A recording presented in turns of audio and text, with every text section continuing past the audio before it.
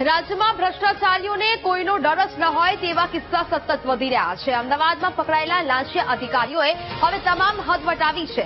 લાંચિયાઓએ સોનું વેચીને માંડ લોન ભરનાર વિધવાને પણ ન છોડી।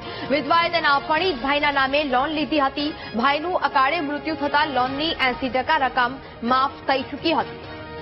સંવાદદાતા અનિતા ફોન લાઈન પર જોડાયા છે। અનિતા, રાજ્યમાં ભ્રષ્ટાચારીઓને કોઈ પ્રકારનો ડર જ ન હોય, સતત તેવા કિસ્સાઓ વધી રહ્યા છે। વધુ એક ઘટના સામે આવી છે, શું વિગત? જી, ખાસ તો જે પ્રકારે ભ્રષ્ટાચારને અત્યારે હાલ લાંચિયા જે અધિકારીઓ હોય કે કર્મચારીઓ તેઓને કોઈ ડર ના હોય તેવો આ કિસ્સો અત્યારે સામે આવ્યો છે।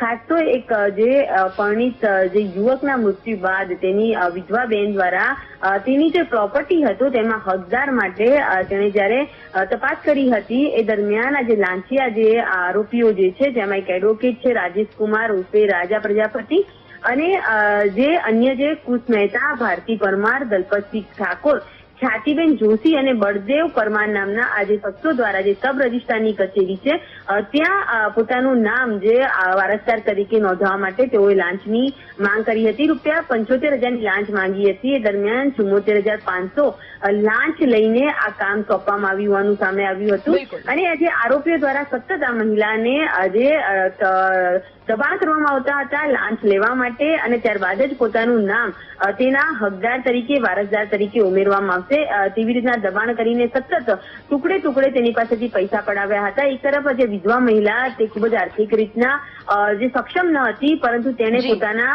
જે મિલકત અથવા પોતાની પાસેના જે દાગીના અને જે તમામ વસ્તુ છે તેનું વેચીને આ લાંચિયા આરોપીઓને લાંચ આપી હોવાનું સામે આવ્યું હતું। આજે એસીબીની ટીમે આ તમામ જે આરોપીઓ છે તેઓની ધરપકડ કરીને તેઓને કોર્ટમાં રજૂ કરતા કોર્ટે 1 દિવસના રિમાન્ડ મંજૂર કર્યા હતા, જેને લઈને હાલ પોલીસ દ્વારા તપાસ કરવામાં આવી રહી છે। જી બિલકુલ અનિતા, જાણકારી બદલ આપનો આભાર।